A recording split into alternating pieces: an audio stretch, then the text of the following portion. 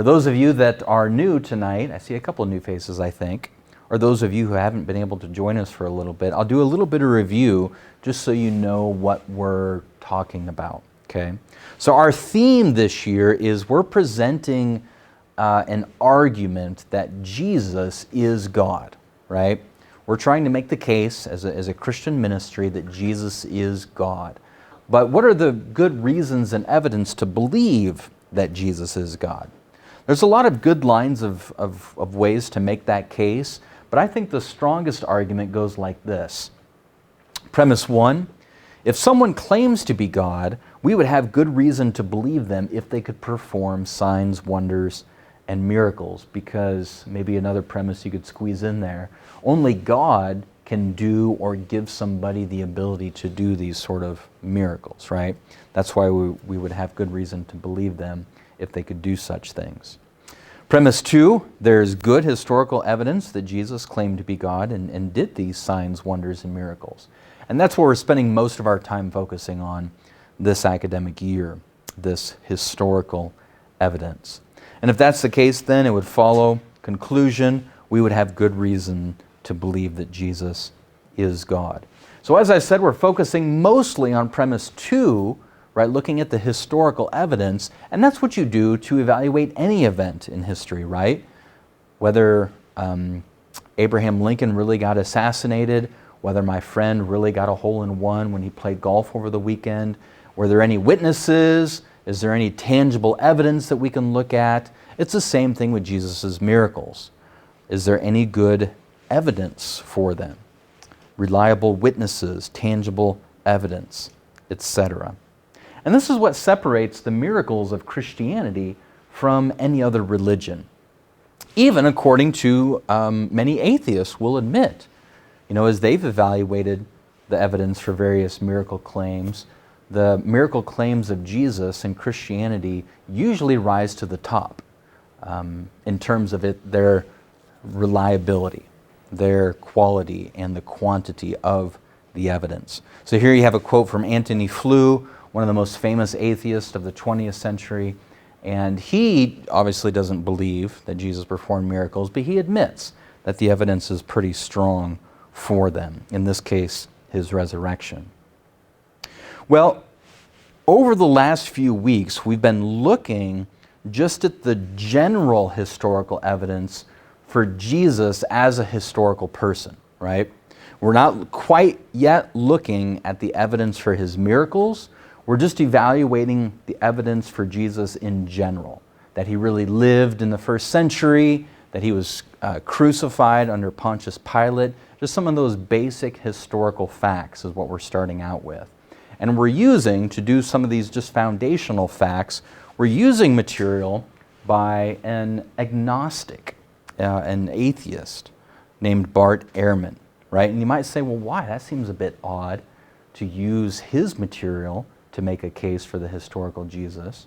Well, it's actually a bit strategic, because as he has laid out all the historical evidence for Jesus in this book, he doesn't believe that Jesus did miracles or that Jesus is God, but he admits, even as an atheist, that there's lots of historical evidence for a man named Jesus of Nazareth who lived in the first century, was crucified under Pontius Pilate, traveled around in a ministry teaching, developed disciples that followed him. A lot of basic historical facts he affirms, and as he points out in the book, virtually all scholars do, because there's so much evidence for this historical person.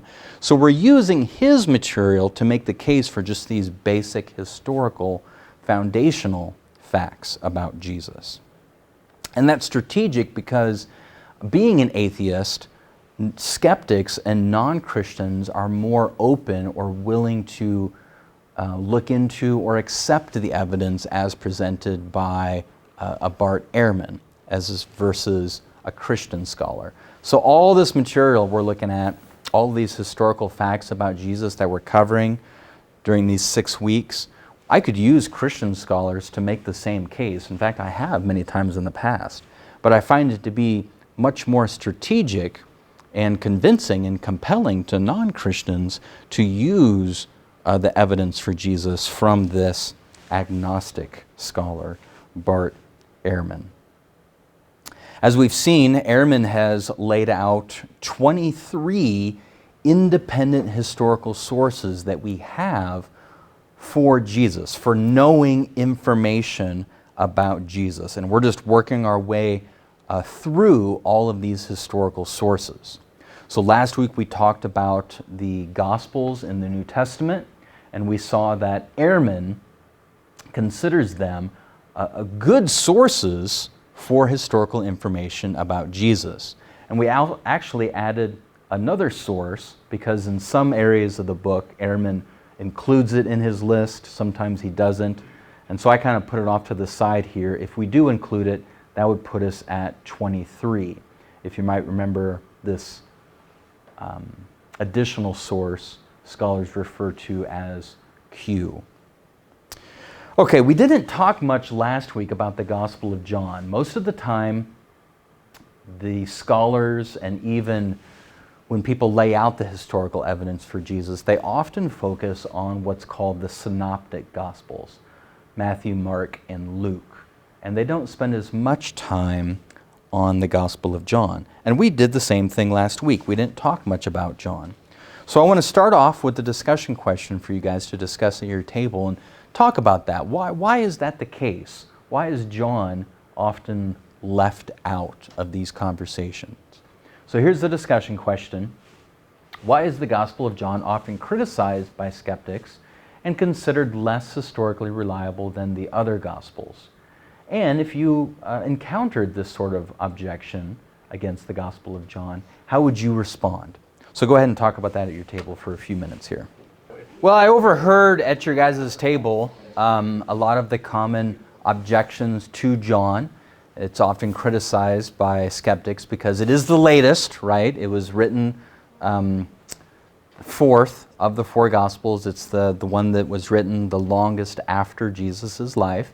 And just to be fair, right, the historians prefer earlier accounts. That's one of the criteria. The earlier, the better. So that's one criticism of John. Another criticism of John, you guys discussed this at your table, is that it's the most theological, right? So in that sense, John is doing more interpretation of the historical events than the Synoptic Gospels. Whereas the Synoptic Gospels, they're mostly just laying out. They're doing some interpretation of the events as well, but they do less interpretation of the events and just kind of give you the facts, just the facts, ma'am. Whereas John, he does more theological interpretation. So take a look at what Ehrman says here about the Gospel of John. The reality is that most of the stories told about Jesus in the Synoptic Gospels are missing from John, just as most of John's stories, including his accounts of Jesus' teachings, are missing from the Synoptics. When they do tell the same stories, for example, the cleansing in the temple, betrayal of Judas, trial before Pilate, crucifixion, resurrection narratives, they do so in a different language without verbatim overlaps and with radically different conceptions. It's simplest to assume that John had his own sources for his accounts. And I should stress yet again that even if John did know the earlier Gospels, they did not provide him with most of his stories about Jesus, as these, generally, are not found in those other books. I should stress as well that some of these sources lying behind John stem from the early years of the Jesus movement, as is evident in the fact that some of them still betray their roots in Aramaic-speaking circles of Palestine. So this puts them, some of them, stories at least, in the early days of the movement, decades before even Mark was written. So we've seen this before. You might remember when there are portions of the New Testament which still contain Aramaic words, which then the writer translates into Greek for you. That is a clue to scholars that that is very early material. So using that and other criteria, Ehrman says that there's even some material in John that stems from earlier, before Mark was even written. So even though maybe John was the last gospel to be written, we can't exclude it for being late because it does contain some material, at least, that is very, very early. All right, we're going to move on from the Gospels now. And tonight we're just covering these non-Pauline New Testament books. I was wondering how many qualifiers can I put in front of this here? But we're looking at basically New Testament books that aren't Gospels and that weren't written by Paul. So these are the books, you're probably familiar with them, that we're going to be looking at tonight. And mostly what we're doing in this study is we're looking what Ehrman says about these sources and why scholars find them good sources of historical information about Jesus, because they meet a lot of those criteria that scholars are looking for. Independent, early, there is some bias, but they aren't completely turned off by the biases, right? They think that they can still glean historical information even though there are some biases, right? So that's mostly what we're doing in this study, is we're looking at what Ehrman says, that how scholars use these sources to develop historical information about Jesus that is reliable. Okay, a lot of times people will just solely focus on the Gospels because they think, well, those are the ones that mostly talk about Jesus. But Ehrman says this is a mistake. So Ehrman wrote, it's a large mistake to think that when it comes to the New Testament, only the Gospels attest to the historical existence of Jesus. So far as we can tell, all the authors of the New Testament knew about the historical Jesus. So these epistles, the ones that we're talking about tonight, are chock full of references to a human Jesus who really lived and died by crucifixion. There's no need to provide a detailed analysis here. I can simply cite some of the outstanding passages in books that were written by a range of authors, none of whom knew each other's works or the writings of the Gospels. That's why they qualify as independent sources, right? All right, so let's start with the book of Acts. And it passes, as we'll see, two of the primary criteria, independent, and it contains extremely early material that scholars have dated back to the early 30s, so within just a couple years of the cross. So here's what Ehrman says about the book of Acts. The one book that talks at length about these apostles is the book of Acts, which was written by the author of the Gospel of Luke, but which preserves traditions about the life of Jesus that are both independent of anything said in the Gospels and, in the judgment of most critical historians, based on traditions in circulation even before the production of the Gospels. So if you're not familiar, the book of Acts in the New Testament gives the early history of the Christian movement. So it picks up basically in Acts chapter 1, picks up very shortly after Jesus died on the cross. Jesus is resurrected in the narrative, and he's discussing things with his disciples in his resurrected body, and then he is taken up into heaven, Jesus in his resurrected body. And then the rest of Acts then talks about how this small movement of Christianity, just a few disciples, spreads throughout the entire Roman Empire. And Acts chronicles that expansion of Christianity. The first part of it, chapters 1 through 12, focuses on the missionary activities of Peter, the Apostle Peter, mostly to Jews. And then the second two-thirds of the book, chapters 13 to 28, mostly focuses on the missionary activities of Paul, who mostly went out to share Christ with Gentiles. All right, so here's Ehrman continuing about the book of Acts. He says, in Luke's account, he shows how the Christian movement went from being a small group of Jesus' followers immediately after his death to becoming a worldwide phenomenon, a religion that was open not only to Jews like Jesus himself and his disciples, but also Gentiles, as God, according to the narrative of Acts, used the apostles to spread the good news of Jesus to the ends of the earth. He's quoting Acts chapter 1, verse 18 there. Ehrman went on. He wrote, the first important point for our quest to establish the historicity of Jesus is that the author of Acts has access to traditions that are not based on his gospel account, so that we have yet another, here we go, independent witness. For the writer of Acts, Jesus was very much a man who really lived and died in Judea, as can be seen in the accounts of Jesus' resurrection in chapter 1 and in the speeches that occur abundantly throughout the narrative.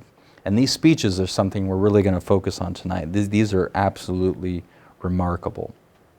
So, what has led scholars to think that Acts contains early material, right? What has led scholars to think that some of this stuff in Acts goes way back even to the early 30s? Well, here's Ehrman as he explains why that's the case. So he wrote, the Acts account gives clear evidence of being very early and Palestinian in origin. As happens occasionally in the Gospels, here too a key word is left in Aramaic. An example, the field of blood in Aramaic, the original language of these stories. It's probably the language that Jesus spoke, him and his disciples spoke. This is a tradition then that goes back to the earliest Christian community in Palestine. Luke is not simply recording traditions from his own day in the 80s, he's recording traditions that, some of them at least, stemmed from as much as half a century earlier. So scholars believe that there is some of the material in Acts that goes back half a century earlier from the 80s. That's why I'm saying back into the 30s. Scholars have dated some of this material. Moreover, that Luke has access to sayings of the historical Jesus, not recorded otherwise, even in his gospel, is clear from a passage such as Acts 20:35, where the Apostle Paul is recorded as saying, I have shown you that it's necessary by hard work to help the weak, to remember the words of the Lord Jesus, that he said, quote, it's more blessed to give than to receive, end quote. What's clear here is that Luke thinks he knew it, and more important for our considerations, that it's a tradition of a saying of Jesus that has no parallel in any of our Gospels. And so the book of Acts, just from this one example alone, provides further evidence from outside the Gospels. All right, another discussion question for you guys. I want you to talk about this at your tables for a few minutes. What do you think about this process of scholars dating material earlier in a source than when the source itself was written? Does that sit right with you? How might skeptics object to this practice? And if you encountered such an objection, how would you respond? So I'll let you guys talk about this for a few minutes here. Sometimes, I know you guys can relate with me on this, but you know how frustrating it can be when you write papers in school and you've got to do all this footnotes and the quoting and the bibliography, and Caitlin's shaking her head like she's going to throw up, right? It's just, we hate this stuff. However, imagine if they would have done that in the first century, how much easier our lives would be 2,000 years later. So 2,000 years from now, when people are going to be reading your research papers, they will be thankful that you footnoted and put your bibliography together. Because it would be great, right, if the writers of the New Testament would have included, yeah, I quoted from Q, I quoted from so on and so forth.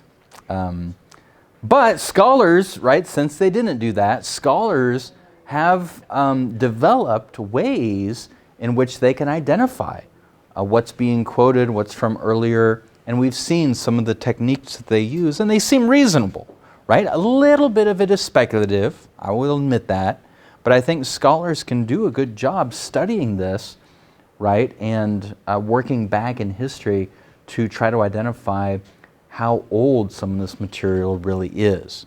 So I think we can be thankful for all of this scholarly work, even that Ehrman has done in this field. We're going to move on now.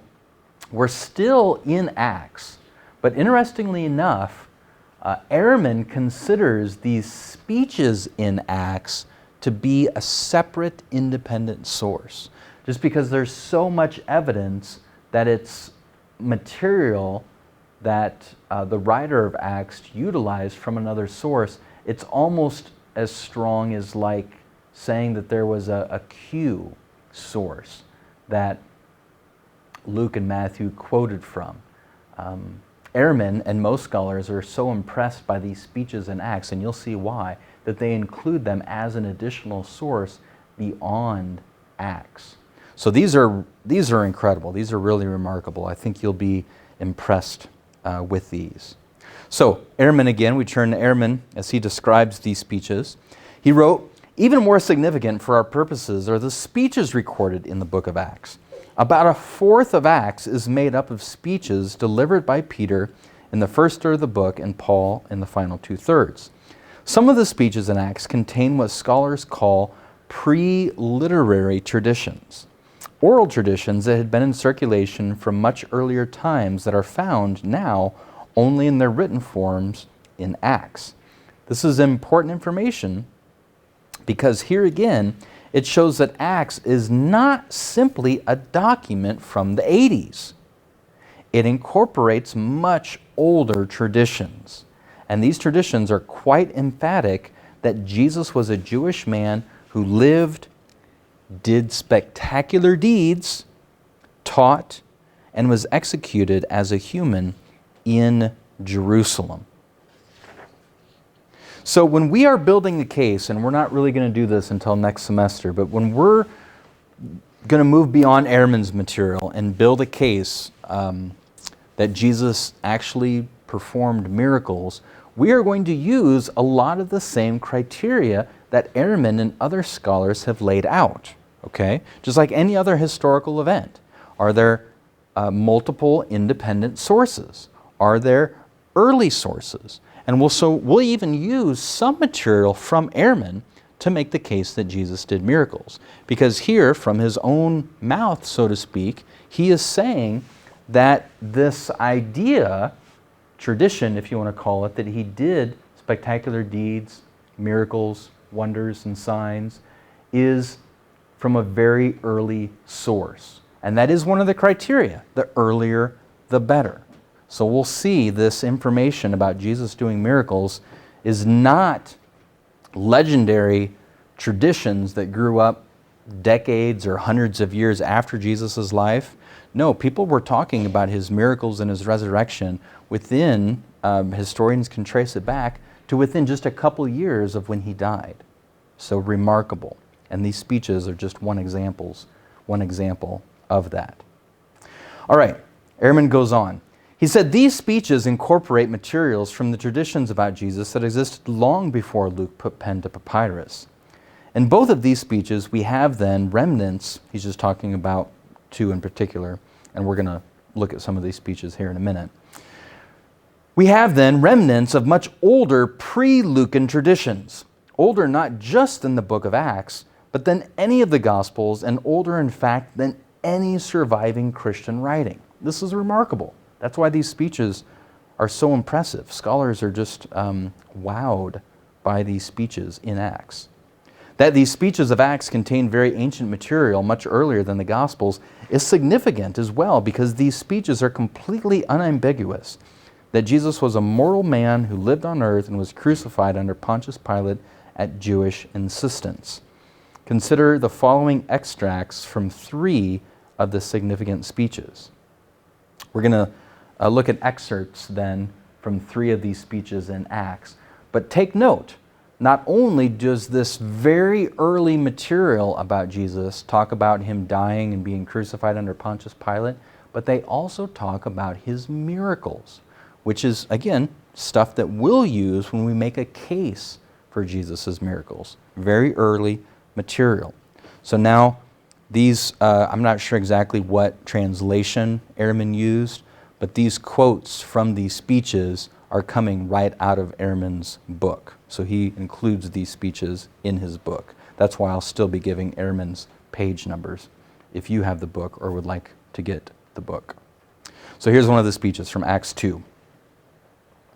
"Men of Israel, hear these words. Jesus the Nazarene, a man attested to you by God through miracles and wonders and signs that God did through him in your midst. Just as you know, this one was handed over through the hand of the lawless by the appointed will and foreknowledge of God, and you nailed him up and killed him. But God raised him by loosing the birth pangs of death." So even in the earliest sources we have about Jesus, it's discussing his miracles and that he rose from the dead. Here's an excerpt that Ehrman pulls out from two more speeches in Acts, one from Acts 3, the other one from Acts 13. But in Acts 3, it's written, God glorified his child Jesus, whom you handed over and denied before Pilate, who had decided to release him. But you denied the holy and righteous one and demanded a murderer to be given over to you. But you killed the author of life, whom God raised from the dead, as we are witnesses. Again, very early source talking about his resurrection. The last excerpt he includes, or that I've chosen to include here, from Ehrman in Acts 13. For those who live in Jerusalem and their leaders, when they found no charge worthy of death, they asked Pilate to execute him. And when they had fulfilled all the things that were written about him, they took him down from the tree and placed him in a tomb. But God, again, talking about his resurrection, God raised him from the dead. This is one of the reasons why even many atheist scholars admit that Jesus' resurrection isn't a legend that developed decades or centuries later, but that the resurrection of Jesus was being talked about in the Christian community within a couple years we have historical evidence that it was being proclaimed within a couple years of the cross. All right, Ehrman goes on. He's summarizing what these three speeches that he just quoted from Acts. He says, these primitive traditions from the speeches in Acts are unambiguous about their views of Jesus. They're at least as old as our earliest surviving gospel stories about Jesus, and equally important, they're independent of them. As was the case in the preceding chapter, here we see that the historical witnesses to Jesus' life simply multiply the deeper we look into our surviving materials. So not only are these independent sources in the rest of the New Testament, but they're extremely early accounts describing him as a miracle worker. Even Ehrman affirms this. Take a look. One more quote about these speeches in Acts.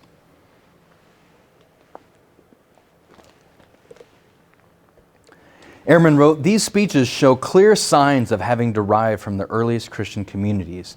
These speeches must come from exceedingly early times. And in them we find summaries of Jesus' life and death, where it's clear he was a Jewish teacher and a miracle worker who was crucified by the Romans at the instigation of the Jews. Gives the examples from the speeches that we've looked at already. This is not a story invented by Mark. It was in circulation from the earliest period of Christian storytelling. So I find that very impressive, and historians do as well, this material in these speeches in the book of Acts. Well, we need to move on because we've got several books to cover tonight. We're going to move on to the book of Hebrews now. And you might be familiar that even among Christians, there's disagreement as to who wrote the book of Hebrews. So I want to let you guys discuss this at your table a little bit. What do you think about that? How do you think a skeptic might push back on using Hebrews as a source for historical information about Jesus if we don't even know who wrote the book of Hebrews, right? So how would you respond if a skeptic or a non-Christian pushed back on using Hebrews as a historical source? Go ahead and talk about that for a few minutes. Obviously, I think most everybody would agree that it would be preferable to have more certainty about who the author of Hebrews was, right? I mean, that would be better. However, even though we're not sure about who wrote Hebrews, Ehrman makes the case, and as well as most scholars do, that even though we don't know the author for sure, it still can be used as a source for information about the historical Jesus. So take a look at what Ehrman writes about this book. Ehrman wrote, "The book, Hebrews, is not dependent on the letters of Paul, and it shows no evidence of any familiarity with the Gospels, and yet it contains numerous references to the life of the historical Jesus. The following are simply some of the key passages to consider." And then he goes on to list all of these. I'm not going to read all of these out loud, but you can scan through. This is a list from Ehrman of all the historical things we can learn about Jesus from Hebrews. Okay? And I took note of, obviously, chapter 2, verse 4, which in Hebrews describes Jesus' signs, wonders, and miracles. So if we're going to be making a case for Jesus' miracles in the spring, this is part of the material we can use to say, here's yet another independent source affirming Jesus' miracles from the first century. Okay? So again, this list is from Ehrman. Ehrman summed it up then. He has several pages about the book of Hebrews, but he wrote this after he made this list. He wrote, in sum, according to this unknown author, right? It's granted. We don't know for sure who wrote it. Based on oral traditions that he had heard, Jesus was a real man who lived in the past, flesh and blood human being, a Jew from the line of Judah, who was tempted like all other people, suffered in obedience to God, and was crucified, dying without any solace that God could have provided. So here again, according to Ehrman, we have an independent witness to the life and death of Jesus. So as I see it, the material that I'm most interested in is we have another independent source for his miracles.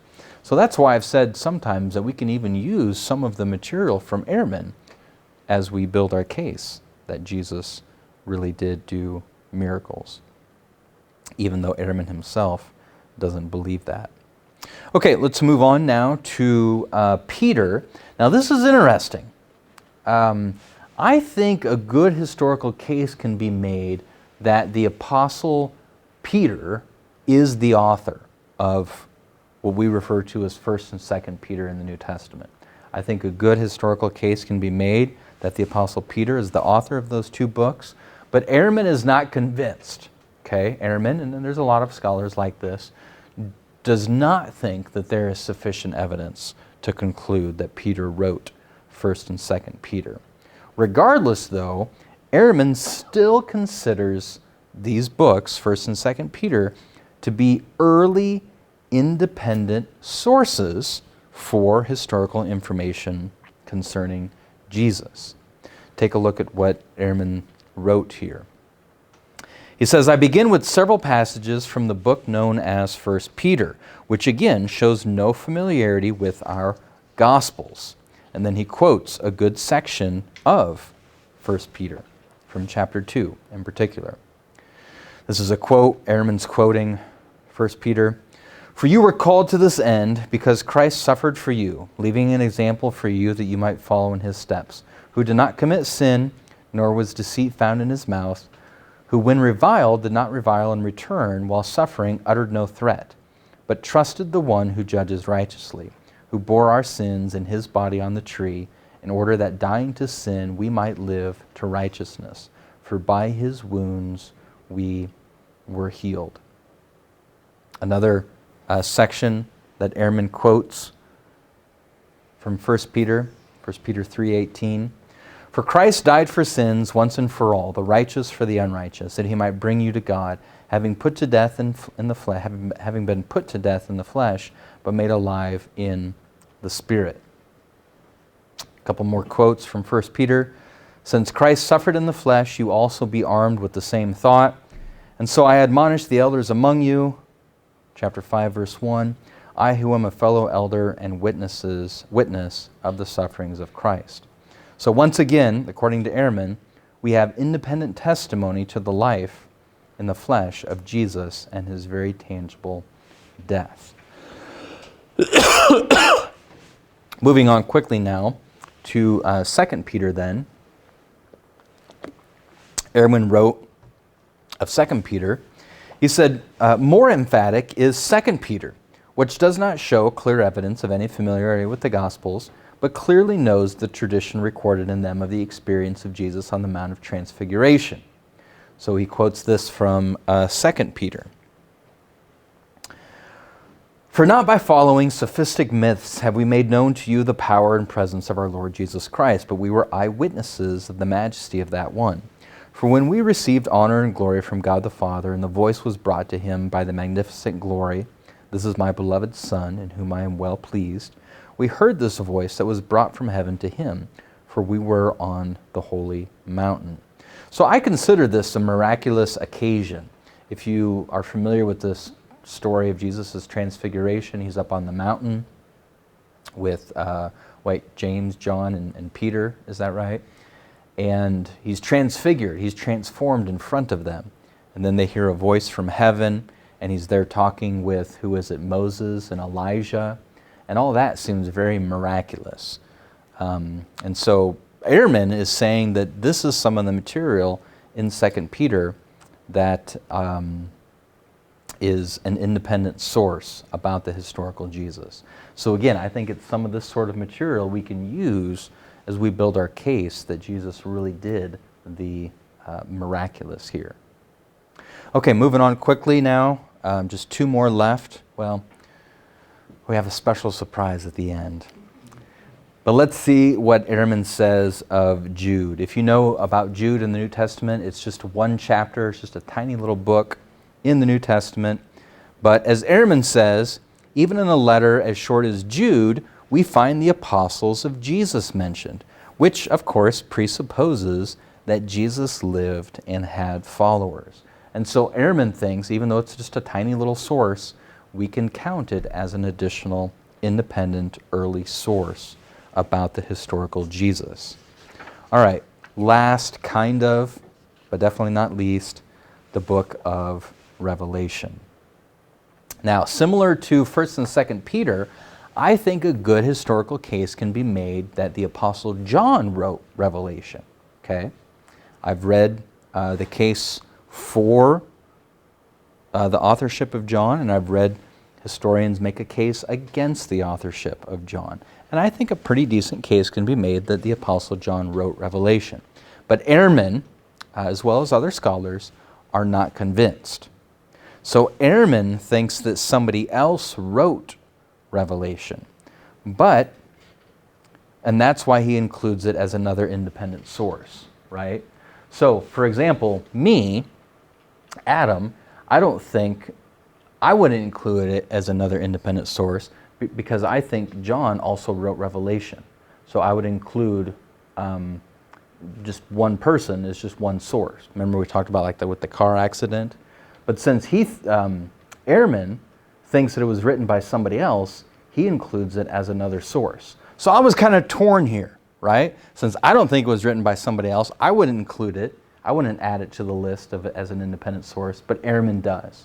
So I want to throw this out to you guys to discuss at your table for a little bit. If we're going to sit down and make our list of independent sources, should we include Revelation as an independent source like Ehrman does or not? So I'll let you guys chat about that for a few minutes. No fistfights, please. Let me show you what Ehrman said about the book of Revelation. So Ehrman wrote, even the book of Revelations, with all of its bizarre imagery and fantastic apocalyptic views, understands that Jesus was a real historical figure. For this author, he was one who lived and who died. Like the Gospel of John, but not dependent on it, this book, written by a different author, again, that's what Ehrman has concluded, portrays Jesus as a lamb who was slain for salvation. The fact that matters for us in this context is that he too provides an independent witness to the Christian tradition of a real Jesus. All right, the exact same thing occurs with 1st, 2nd, and 3rd John. Okay, so I think there's a fairly good historical case can be made that 1st, 2nd, and 3rd John, those small epistles towards the end of the New Testament, were also written by John, who I think also wrote Revelation. So I wouldn't include them as an additional independent source. But Ehrman thinks that they were written by somebody else, and so he adds them to the list. So if we would do that, then we would be all the way up now to 23, 24 independent sources, according to Ehrman. Okay? So let's see what Ehrman says about these little epistles 1st, 2nd, and 3rd John. He wrote, "This author too is quite emphatic that when Jesus appeared on earth, he was a real human who could be felt, handled, heard, and seen." And then he quotes from the beginning of 1st John.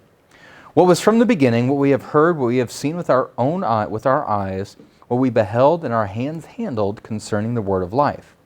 And the life was made manifest, and we saw and bear witness and proclaim to you the eternal life which was with the Father and has been manifest to us. What we saw and heard we proclaim also to you, that you also may have fellowship with us. And our fellowship is with the Father and with His Son, Jesus Christ." So Ehrman is using this quote to affirm that this is another independent source of someone from the 1st century who claimed to have seen Jesus with their own eyes. Okay? Ehrman goes on, he said, "We have already seen that writings such as the letter of Hebrews and now 1 John stress both the earthly life of Jesus and the fact that he experienced a bloody death, which for these authors function as an atonement for sins. Whether or not Jesus' death was an atonement is a theological question, but the historical fact remains that these authors believed that Jesus both lived and died. Thus, they based their exhortation and theological reflection on these historical data and on the stories that conveyed them." Now, this is an important point that Ehrman makes here, and I want to elaborate on a little bit on this as we wrap up tonight and give you one final discussion question. So, this issue of the atonement being a theological question. Okay? In other words, and Ehrman describes this in other places throughout his book, that look, historians can't verify, in this case, for example, whether Jesus' death atoned for sins or not. That is kind of beyond the scope of what historians can evaluate. All historians can really evaluate are historical events, whether they happened or not. So whether Jesus died on the cross or didn't die on the cross. You know, that's a historical event that would be open, that historians can use the historical method and the tools available to historians to evaluate. But whether, let's say they come to the conclusion that, yeah, and most all scholars have, there's a lot of good evidence that Jesus died on a cross, was crucified under Pontius Pilate. The question of whether that death atones for sins or not, historians can't really evaluate that question because, as I think he rightly says, that's more of a theological question. And how could you evaluate that historically? There wouldn't be any historical evidence you could use to verify that that's the case or not. So I think that is an important point to make. And Ehrman talks a lot about this throughout his book. But let's take a step back and discuss not just theological questions, but there's also this idea that Ehrman brings up throughout his book that miracles are like that as well. In other words, that miracles are like theological questions in the sense that they're really off limits to historians. Historians cannot verify whether a miracle happened or not. Those things are off limits. They can't be investigated by historians because they're similar to theological questions. There's just no historical tools that historians would have to evaluate whether a miracle happened or not. And I want you to discuss this because obviously this is going to become a big issue for us as we move forward and try to make a case that Jesus performed miracles. So what do you think about Ehrman's, I guess you can start here, maybe you would disagree with him, about whether historians can evaluate such things like the atonement, more theological issues. But even if you agree with him there, what do you think about this idea that historians can evaluate whether miracles happened or not? So maybe this would be an easy way for you to discuss it amongst yourselves. In what sense can historians verify if a miracle actually happened, and in what sense can historians not verify if a miracle actually happened? Maybe that'll help you in your discussion. So go ahead, I'll let you discuss this for a few minutes. All right, now this is something that has puzzled me for a long time, because I've heard Ehrman say these type of things for years. I've gone to several of Ehrman's debates. Maybe you've watched some of Bart Ehrman's debates. He debates Christians quite often, and you can find those debates on YouTube.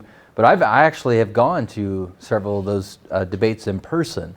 And I've heard him say things like this for years, that, well, you know, miracles are just out of the realm of what historians can even evaluate. So he won't even make a case against Jesus' miracles. He would just say it's off limits. He just says it's like theological issues. Historians don't have the tools to evaluate whether a miracle really happened or not. So to me, it always felt like he sidestepped the issue, and I never really understood what he meant by that. And it was just recently that, I don't know if I've announced this to you guys yet, but some of you might know, the speaker, every year we bring in a speaker to the University of Nebraska. And this spring we're bringing in Mike Licona, who's a Christian scholar that focuses on the historical evidence for Jesus' resurrection. And when I was talking to Mike just recently, he helped me understand better what people mean when they say this, that miracles are just, historians are not able to evaluate whether miracles have really taken place or not, because they're kind of just off limits. Historians don't have the tools to verify if a miracle happened or not. And Mike explained to me what historians usually mean by this is that, and I'm not 100% sure this is what Ehrman means when he says it, but I'm guessing it is, because Mike Licona told me that this is what most historians mean when they say something like that. What they mean is that historians are not able to identify the cause of what we would call a miracle. They could evaluate whether a particular event happened. I'll just give you an example, right?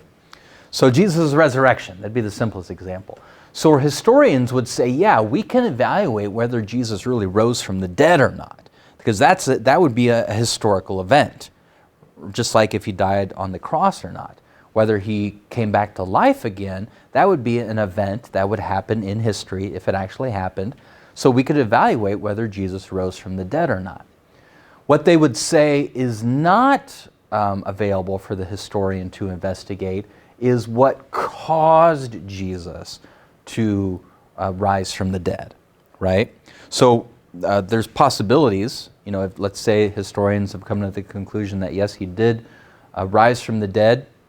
There's possibilities of what caused that. You know, God is a possible explanation of how he rose from the dead. Another cause would be, you know, some supernatural power, or maybe technology, or aliens from another planet gave them the technology to raise somebody. I mean, I know that sounds kind of outlandish, but it's a possibility, right? And so that's usually what historians mean when they say they can't evaluate miracles, because by miracles, most people think that God, by definition, it's caused by God.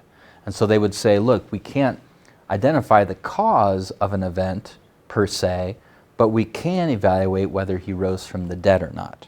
Okay? So here's another example that Mike gave to me that helped me understand this a little bit better, because then I thought to myself, well, shoot, how could we then make a case for Jesus' miracles being caused by God then, if that's outside of the realm of historians? And Mike gave this example, and I think this really helps. And I think we would utilize this approach as well. He said a lot of it has to do with context, right? So if you're going to make a case, not only that Jesus rose from the dead, but make the case that God was the cause of that resurrection, you could liken it or draw a parallel or an analogy like this. So let's say there was a person eating at a restaurant. Let's just say Runza, because that's what we love here in Nebraska. Right? Let's just say there's a person eating at Runza, a blind person, and all of a sudden, just out of the blue, while he's dipping his French fry in their beautiful, wonderful ranch, he gets his sight, right? So just out of the blue, this blind person can now see. Now a historian could evaluate that and say if a blind man received their sight, right?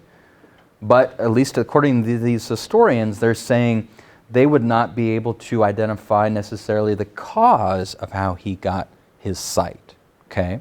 However, Mike uses example. He said, same exact example, but let's say while the blind person is eating their runza, a pastor comes in the door and comes over to the blind person and says, I want to pray for you right now that God, through Jesus Christ, will give you your sight back.